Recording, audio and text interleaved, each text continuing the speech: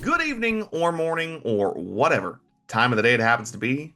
Welcome one, welcome all. I'm slowing this down a little bit because this is the last time I'm going to do this for a while. Welcome one, welcome all to the Writer's Bleck podcast. My name is Greg Nikes. I am your host who has nothing quippy to say this week. Weirdly enough, I normally have some kind of weird joke or some odd poll, or I'll just like charge right into talking about our guest. And I'm slowing it down. I'm gonna enjoy this introduction to the podcast this week, our season finale episode with our lovely returning guest. Drum roll, please, because clearly you clicked on this episode without reading the title. Kassidy Vangundy is returned to the podcast this week. She was our first guest this season. She will end the season with us to talk about her latest book, the upcoming Cursed Images Channel Surfing. We'll talk about what went into this latest entry in the Cursed Images series, the exciting milestone she recently hit on her YouTube channel. We'll get an update on the state of our mental health in 2026. And Cassidy's going to drop some breaking news on us, some really exciting breaking news that I did not know about before going into this episode. Otherwise, it would have been a bigger deal. She's doing a book tour. Spoiler alert, but we'll get to that when we get to it. Just some stuff to stick around for. It's going to be really exciting, and so much more. We talk about all kinds of stuff. It has been a very rewarding, creative endeavor, I suppose, a very validating endeavor working on this podcast this year and talking to so many amazing guests. I have my little Writer's Bleck shrine next to me on my desk with all the books that I have been sent or the ones I've picked up for guests that weren't on press junkets. I have Cursed Images here. I have one of the short story collections here featuring Stuart Hardy's work, and it's a thing on my desk that I can turn to, and just it gives me pride knowing that, like, even if we don't do more Writer's Bleck, which we will, for the record, we will absolutely be doing more Writer's Bleck. But I can take pride in the project that I created, the product that I created, this fun thing that I started to talk about writing with my friend, and I've gotten to talk to so many amazing writers who have given me so much inspiration. And hopefully I will get something written. That's my goal by the end of 2026, is I want to have a book written that's not like an Agape and Eros book, which I still need to find an illustrator for. I do plan on having something finished this year, by the end of the year. Weirdly enough, it might be another kid's book. I want to, similar to how my talk with Christy Mandan inspired the creation of Agape and Eros, my talk with Sarah Amini about her book Mixed Feelings, it really kind of gave me the kick in the ass to revisit an idea that I had in like 2017 or 2018 for a middle grade graphic novel. And so I think that's one of the things I'm going to work on now that I am taking a step back from Writer's Bleck and from the fitness channel I work on, and kind of taking the time back from my production job. And I'm taking some steps back to really defrag my brain. I'm excited for whatever comes next. I'm excited for a little bit of a break, and I'm also just so excited to do more Writer's Bleck, and more of just everything I have planned. I have so much stuff I want to get done in the next year and a half. I'm so excited, and I hope you guys stick around to find all of that out. If you're enjoying the Writer's Bleck podcast, please consider leaving us a review on Spotify, Apple Podcasts, or wherever you get your podcasts. Follow along with us over on social media. We are at Writer's Bleck Pod on Instagram, TikTok, YouTube, and Facebook.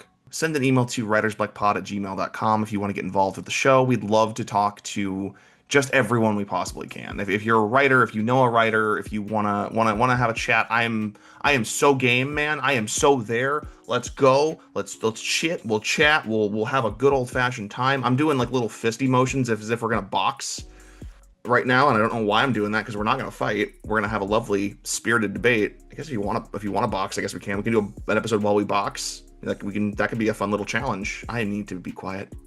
Without further ado, without further boxing nonsense from me, thank you all so much for tuning in to this episode and this entire season. Thank you so much. I will probably talk at you more at the end of the episode, but for right now, let's get into today's conversation with Kassidy Vangundy.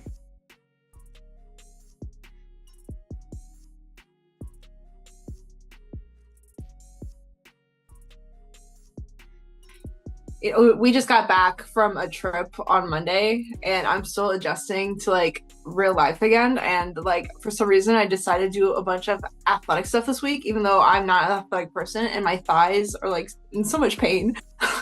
I hear you when it comes to the struggle bus. Like I'm fully in it too. God, I agreed to help a buddy of mine. He wants to start a fitness YouTube channel, and watching that and helping produce it, my brain's like, I should get back to like activity and I should get weights and stuff. And no, what little I can do, my body wants to kill me for. So I will Yeah. continue to be a couch potato and I'll be happy with it. So, Cassidy, last time you were on, you were chasing 1,000 YouTube subscribers. And at the time of recording, you now have 1.54 thousand subscribers. How are you feeling about that little milestone? I mean, it's great. You know, I've been doing this as a hobby for a very long time. So now that things are kind of picking up and gaining traction, like it feels very validating. And now I get a little change from YouTube, so that's always great. You know, not much, but hey, I can say definitively that's a side gig now. That's pretty good. I like to yap, and it makes me feel good that people care about what I say. So that's a win-win scenario. I think you do such a good job at with your YouTube channel balancing talking about writing and kind of putting your writing stuff out there with like slice of life. This is what my week looks like stuff. Is that ever a hard balance to find of what I'm going to talk about this week or kind of what is that process like for you? I mean, definitely. I think most people who have things that they want to promote online feel really guilty about doing so, because I don't want to ever come off as like preachy or like money hungry or like begging or like there's so many negative connotations with like the idea of self promotion. So I think that's something everybody struggles with. And, you know, I like doing vlogs personally, but they are a lot more work than I think people realize in terms of just back end editing and things like that, and like actually taking moments out of the day to like have the impulse to record things, because like that doesn't come to me naturally at all. Like I'm the kind of friend that will go out or go on a trip and forget to take a single picture. So I've really had to train myself to kind of do that, but I also just kind of make things that I want to make, you know what I mean? So like I do a mix of like topical, somewhat gossipy author things that people should probably know about, or if they're on like threads or Twitter or something, fun topical things to talk about, then my personal life, and then book stuff. You know, just because I think people also like seeing who they're supporting, if that makes sense. A lot of the people that are more passionate about reading my stuff are the people who are interested as me in a person, you know? There's like not a lot of like looking beyond the veil, or like, you know, Wizard of Oz, they're like, oh, don't look behind the curtain or whatever. There's not a lot of that for authors anymore. You kind of have to be really transparent. So yeah, I think it's a fun thing. I don't think every author would agree with me. Um, but yeah, it helps to balance like who you are as a person versus here's my product, I want to sell it to you. It's hard to find that mixture, but it's kind of a necessity at this point. You know, you're a horror writer. You're a well-known horror writer for our audience and just in the world. You're big time now, kid. That I don't like that I Okay, just thank said. you. Yeah, you're welcome. I don't like that I just said that. That sounded so like that's way beyond my normal level of cheese, but there we go. I feel like this year has been a very good year, I think, for horror as a whole, where you have things like the Iron Lung movie and Obsession beating out like Star Wars at the box office. It's such a good time, I think, for horror. Why do you think there's a suddenly this renaissance, I guess, for mainstream horror? That it's also kind of inspired by these indie darlings, let's say. I love that question. Thank you so much, because I think about this quite a bit. I like to say that horror is a fantastic genre because it puts a mirror to like what's going on in the current world. And it is a form of satire that I don't think everybody else really expects. Um, and so I think horror does the same thing as comedy where it can punch up, right? And I think with a movie like Obsession, right? It's an indie film, but it's also about like issues of consent and the dream girl of it all versus the girl you actually date, and like the blurring of all that kind of stuff. And we're living in a society that right now that's really regressed in terms of like gender relations, especially in straight relationships. For some reason, all these young men are, I don't want to generalize, but a lot of young men are really conservative and are falling back on these ideas that aren't the healthiest for their partners. So I think it makes sense for a movie like Obsession to come out in this day and age. For me, it's just, of course, that's a lot of undercurrent of tension in this conservative political landscape. And of course, they're going to make a movie like that. And then other horror, like I saw the Backrooms recently, and like talking about indie projects. I was big Backrooms fan even on the YouTube days, And a lot of that has kind of inspired my work personally in like this weird liminal space. And you know, at times I joke about like every time I open my New York Times app or my email on my phone or look at the news, some of the things I read just don't feel real anymore, right? And I think that horror and surrealism and magical realism, all that kind of stuff, is a great way for us to process these feelings when reality feels too real or feels too scary. Ironically, making pieces of media that invoke those same feelings but are contained within the space of a movie or a book can help people process that, right? I can feel the anxiety, but I can give it a place to go to. I can feel uncertainty, but then I can have it connected to this piece of thing instead of feeling that constantly every day, all day. So that's why I think it's popular now, just because everything's scary. And there's a lot of great source material right now. So Yeah, I'd rather face down Michael Myers than the current administration. So it's, it's literally. yeah. So I guess speaking of that, then you have a new book right around the corner. Cursed Images Channel Surfing will be here in August. What can you tell us about this latest entry in the Cursed Images anthology? And I guess for this one, you've made the decision to drift towards away from kind of the internet stuff onto TV. What inspired that choice? So I kind of have a goal where I want to view nostalgia through different decades. And again, with the first iteration of Cursed Images, my nostalgia was connected to the internet in the early 2000s and what it was like to have this form of escapism online to a place that wasn't necessarily exactly safe. And what happens, like we were talking about, when reality is strange, but then you try to project and escape to a place that's even stranger. So that was my idea for everything.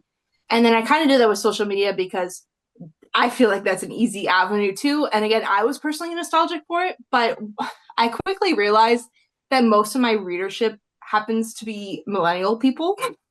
And I am a baby millennial. My siblings are Gen Z. And so a lot of the younger people messed with the social media stuff, but not a lot of the older folks did. So I was like, okay, well, let me try the 90s thing. I was born in 95. I don't think I have enough street cred to really be like, oh, I'm super nostalgic for the 90s. But my husband's a bit older than me, so he kind of helped out a little bit with this 90s iteration. But I mean, it's sort of similar though. You have TV kids, right? You have kids that were raised on TV. And I think the 90s in particular is like the golden age of television, in my opinion. And I do remember having this sort of affiliation with the idea of like cartoon marathons and sitting in front of the TV for hours at a time. Again, not the best. Maybe my parents shouldn't have let me do that, but you know, it is what it is. So the feelings are still there, and I think that's something that a lot of people still feel nostalgic for because it's far enough in the past for you to feel warmth about it. Like with the social media stuff, I don't think enough time has passed for people to be like, oh man, I miss that, right? And maybe it'll be different in like 10 years from now. Um, but the 90s one was really fun. I decided to give myself a bit of a challenge too and kind of frame it as like each story has not only like a specific toy or piece of technology it's about, but it's also a callback to a certain popular TV show. So one of the ones that I was just thinking about off the top of my head is one called Barbara, and the nostalgic item in it is like a Barbie Jeep, the ones you used to ride around in. But I was inspired by the show Power Rangers. So the twist of it is going to be a Power Rangers reference. So just like fun stuff like that. And I'm also really into found footage personally, like as something I like to consume. Like Blair Witch Project's one of my favorite horror films, even if it's a little cheesy. It's one of my favorites. Um, and so it's hard to translate found footage into written word though, because I feel like so much of found footage relies on the visual aspect of storytelling and like the glitchiness of a VHS tape being replayed and rewatched, you know. So I tried doing it here, and I feel like I've seen a lot of indie authors do found footage type books. And I don't know if this new one would really count because the main characters are rewatching tapes, but that's not necessarily the sole focus. So this is something I had this is kind of a dumb Greg question about the book because when I saw the premise of it, I started thinking like, what is the like weirdest, dumbest like TV thing that I was like that freaked me out as a kid because I was afraid of everything when I was a little kid. And Yeah. I remember there was something about I liked infomercials a lot, so I would like turn on the TV guide channel and like fall asleep in the basement. And I would wake Yeah. up and just something about the TV guide channel would just scare me like first thing when I woke up, and I don't know why.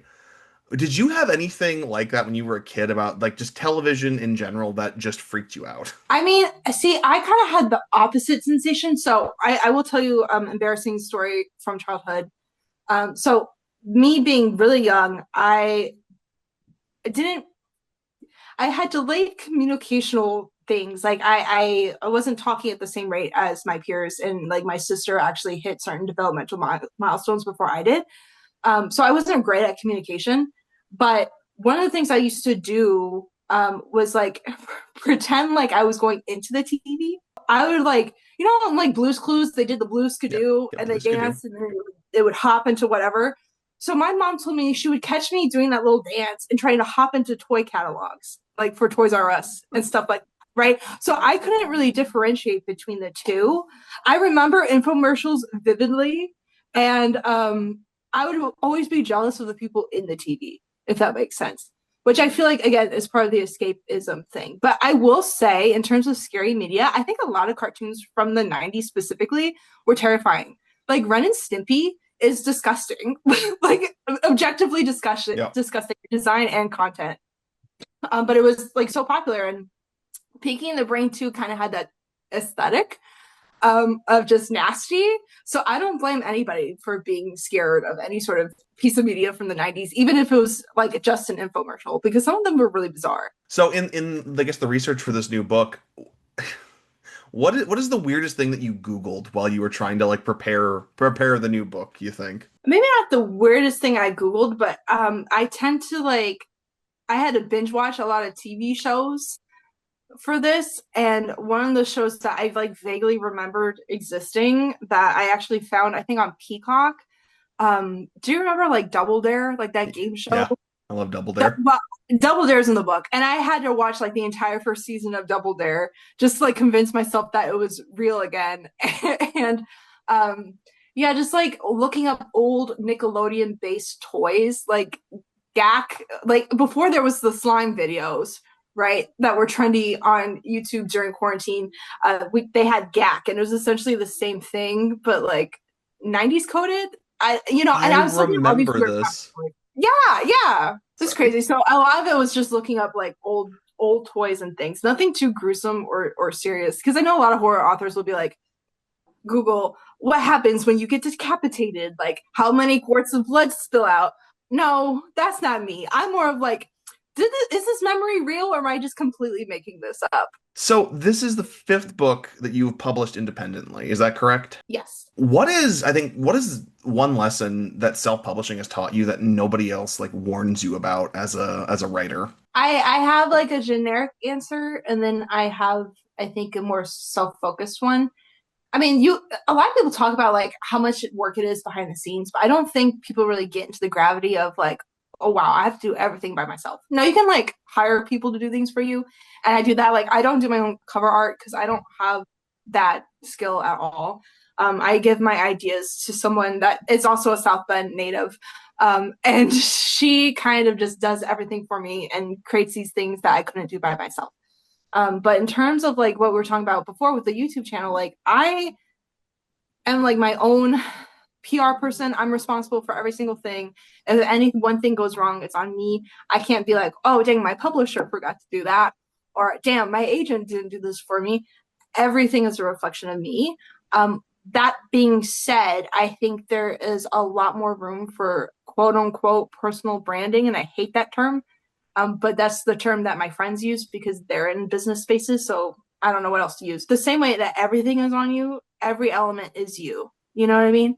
Mm. The art, even though I run it, even though I pay someone to do it for me, it's still me, right? And everything I post is still me. I'm not great at making Instagram posts, but I try my best to make things look visually interesting, at least in my opinion.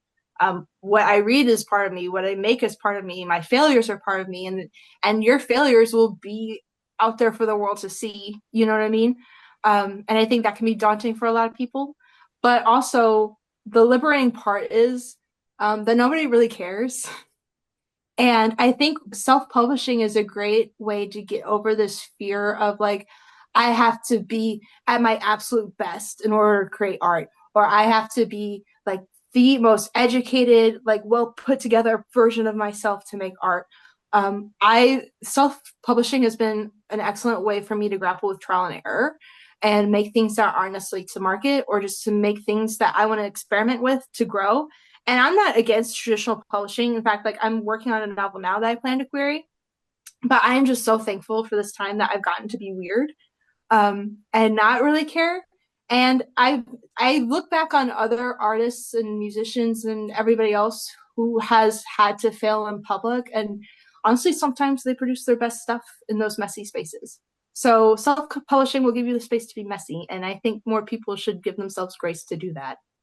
I love that advice. Because I was involved recently with a project where the person I was working with was taking it very seriously and arguably a little too seriously to the point that he couldn't step back and really view or appreciate what he had created. And what he created was great, Yeah. but because it wasn't like directly tied to a high number or something like that, or, obviously like the social metric, and he got some negative feedback but more positive feedback, and those negative voices are always like louder than the quiet ones, or the nicer ones, excuse me. I don't know, it's weird when you are so like invested in making something but then you can't take the time to step back and enjoy it when it's all said and done. Yeah, and I think that's a really, really common problem for a lot of creative folks, because they want to be taken seriously, right? Like, who doesn't want to be taken seriously? And there's always going to be critics. There's always going to be somebody who doesn't like something. You can't you're not immune to criticism either. So to put so much emotional stake into that is like you said, it's really self-damaging.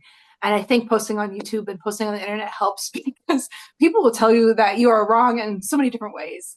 And you know what? Half of them have anime profile pictures, so it doesn't even matter at the end of the day, you know? Yeah, it's a whole thing. It's been like, for me, so much of my identity in the last 5 years has been tied to metrics. It's been tied to YouTube views. It's been tied to ad revenue. It's been tied to Nielsen ratings or whatever else has been going on. And that's been the nice thing about this year, was getting to kind of, I guess, unwind that, like that tape that was just so tightly wound, and find my own self-worth again without having it directly tied to a number. Yeah, it sucks because I understand what you're saying because I was in the same headspace for so long. And honestly, I think turning 30 and being in my 30s is helping with that. But at the same time, like even that's artificial, right? Because so many people with money just buy bots and boost their numbers anyway. Like nothing is real.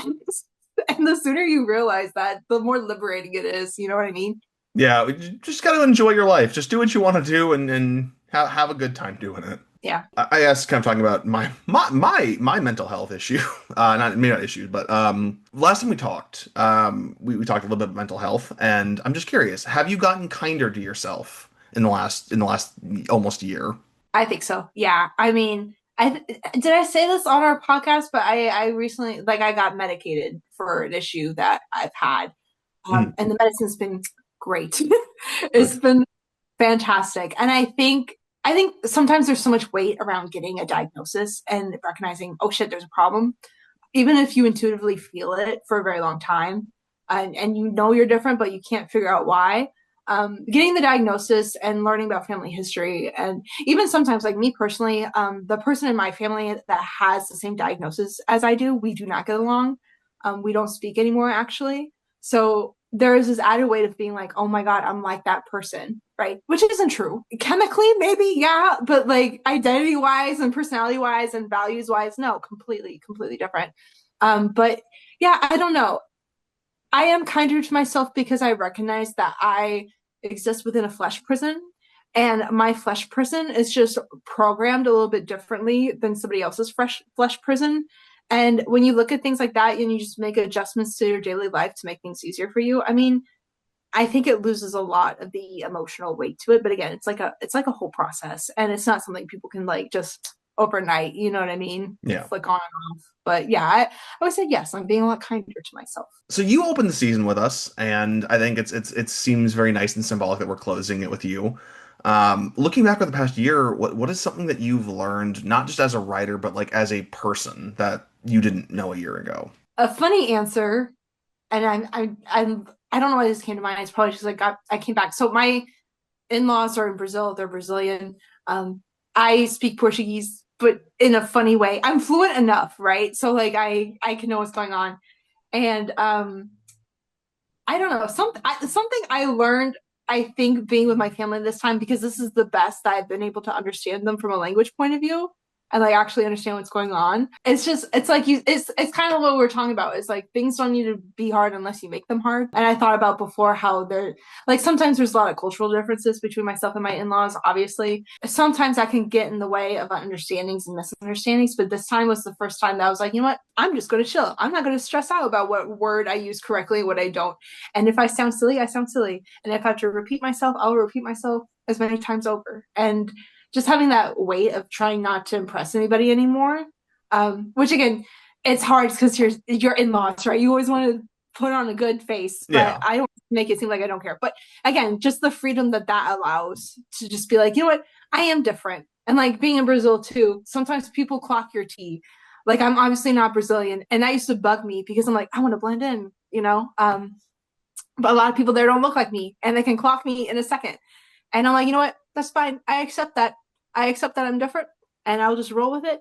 And just, you know, if I'm the gringa in the room, I'm the gringa in the room. That's totally fine. That's who I am. That's what I've been born into. So yeah, I don't know what that was on my mind recently, but just like learning about acceptance, I think, because I'm the kind of person that likes to be like, no, I'm in charge, and everything's going to happen my way, and I'm going to be able to conquer any obstacle in my way because I will it into being. But then I kind of learned, do I have to will things into being, or can they just be?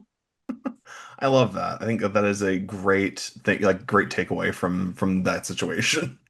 Yeah, Uh, I love my in-laws down. Don't get it twisted. I love my Brazilian family very, very much. But yeah, I learned to take a, not necessarily a backseat. I'm more of an active participant now, and it's been funny since like the World Cup is going on. I learned a lot about soccer, and I learned a lot about Brazilian soccer, and I was able to laugh and like just joke around with the uncles and stuff, which I wouldn't have been able to do probably a couple years ago. So that's been great. that is awesome.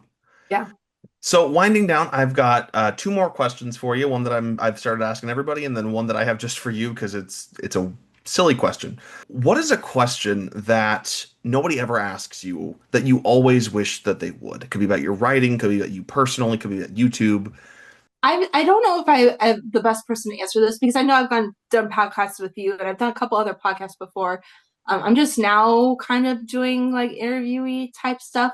I did one to Flex. I'm organizing a book tour in September. I know it's my first book tour ever, and I'm very, very, very, very excited about it. So You buried the hopefully, lead. what? We Yeah, should sorry. open with that. I know. I apologize. No, please. I haven't posted about it yet, but I just got final confirmations on the last bookstore.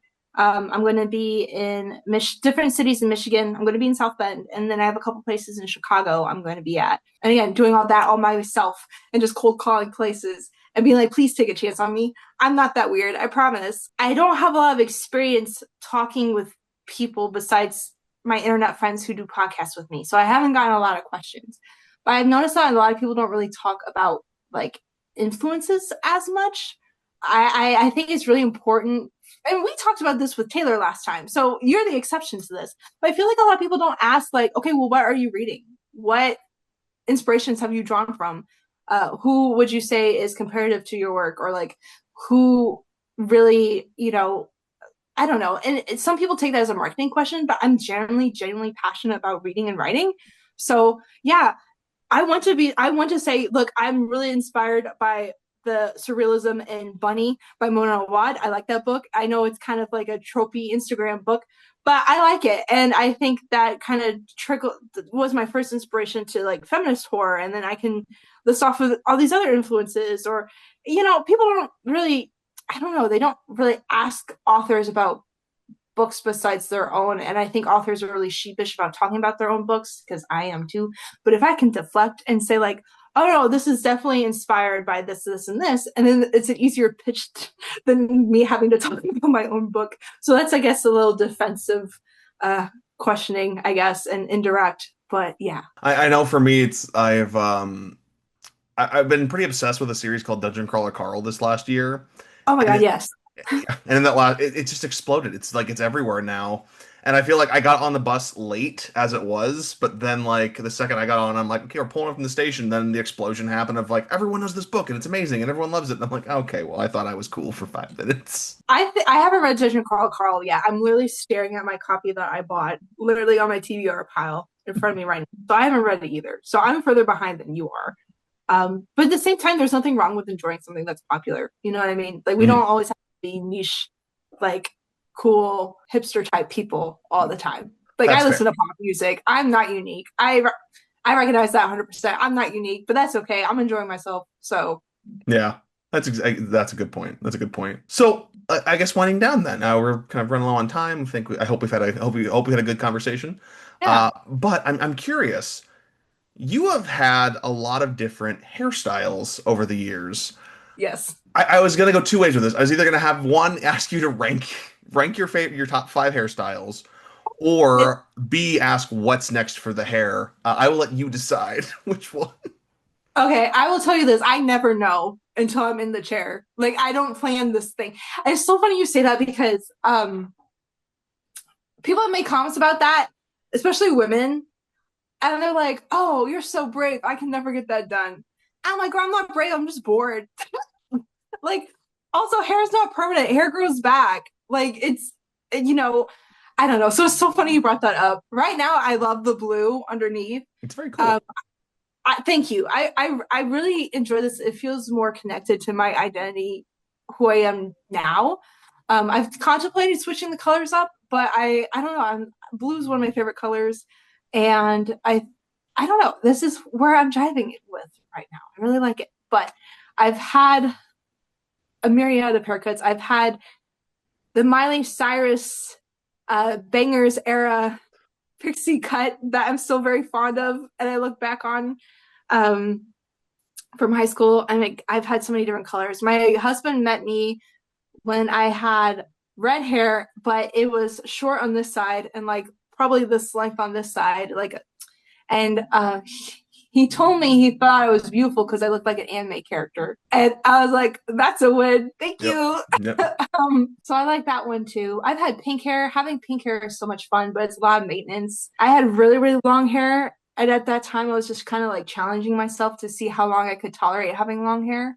Like that was the goal after, because I shaved my head in quarantine because I was mentally ill and I didn't know when we would leave quarantine, and I kind of panicked and had my husband shave my head. So the natural counter to that is like, let's just see how long it can grow, you know. And then I got bored. I know people aren't into astrology, and if you're not, that's okay too. But I like to tell people that I have a lot of Gemini placements. I have a Gemini Venus, which means I like stimulating things. I like people who are great conversationalists. I like people who are funny. I like people who are quirky. And I get bored. And so I like to say that manifests in the physical appearance as well through split hair dye and impulsivity I and love things it. like that. I love Yeah. that. Cassie, this has been awesome. Thank you so much for joining us on the podcast this week for our season finale. Where can everyone listening go to find you, keep up to date with everything you're doing, find the books, and get ready for the release of Cursed Images? Hang on. Let me whip out the. Ooh, So the channel surfing is the name fancy of the, one. because again, TV and changing blissfully and not really paying attention to what you're doing. That's the idea. Where can everyone go to keep up to date with you? Okay, so I am on Instagram and Threads at Writing with Cass. My YouTube channel is called Cutie Fly because when I made it, I was just going to talk about Pokemon, and then other things in life took over. So it's still Cutie Fly, and it'll probably still be that way. But like you said, I make lots of different videos. And I'm on Facebook. If you want to follow my author account, it's Kassidy Vangundy author. I have my personal one, but I don't necessarily really need to advertise that, I guess. I don't know. And then I have my website. So my website is literally just my name, KassidyVangundy.com. Fantastic, Cassidy. Thank you so much for joining us. Thank you. Thank you, Cassidy, so much for joining us on the podcast this week. It was a blast getting to catch up with you. Guys, please go check out Cassidy's work. Cursed Images channel surfing will be out in August, but there's so much more from Cassidy that you can find over on her website, KassidyVangundy.com. Get caught up before the new release, you know? get caught up on all of her all of her works, and be on the lookout for her book tour. I'm super pumped about that because that's just such a cool thing that she's doing. I'm so proud of my friend, and I'm so looking forward to seeing what comes next from her. So yeah, awesome, cool, love it. And I love all of you. Thank you. I'm in such a good mood today. I am so like when I do these, normally it's like I've been editing for hours and it is like normally I've had a whole day. Normally it's like 11 o'clock, 11:30 at night when I'm recording these and you can tell when I sound exhausted. Apparently I sound like I'm inconvenienced or mad is what I've been told. So I need to record these earlier when I'm bright-eyed, bushy-tailed, and highly caffeinated, it turns out. Because I just love everything. I just love everything and everyone, and it's astounding. Next week on the Writer's Block podcast, there will not be an episode of the Writer's Block podcast next week. This was our finale, guys. This was season 2. Thank you, everyone, for tuning in. And we'll be back hopefully in the fall with a whole new gaggle of episodes. Featuring even more amazing writers. I'm gonna need a bigger book nook on my desk for all the stuff we're gonna have to talk about. I'm really excited. You can find me on YouTube. I am Lego My Grego TV or at Lego My Grego on YouTube. Thank you guys though so much again for joining us on the podcast this season. Thank you, Kassidy, for coming along in this episode. And just, oh my god, thank you to everyone who's been a part of the show. The first press junket I got was with Ryan LaSala, and I was so nervous to talk to a real human being who is professionally writing. And Ryan made it so easy, and everyone that followed was just such a delight to talk to. And I am so grateful for the opportunities that I was given for the show. There's a train. I look forward to whatever conversations come next. Until then, gang, I've been Lego My Grego. Wait, no, that's wrong. You know what? Yes, I've been Lego My Grego, because yeah. Until next time, guys, I've been Greg. You've been awesome. And keep writing.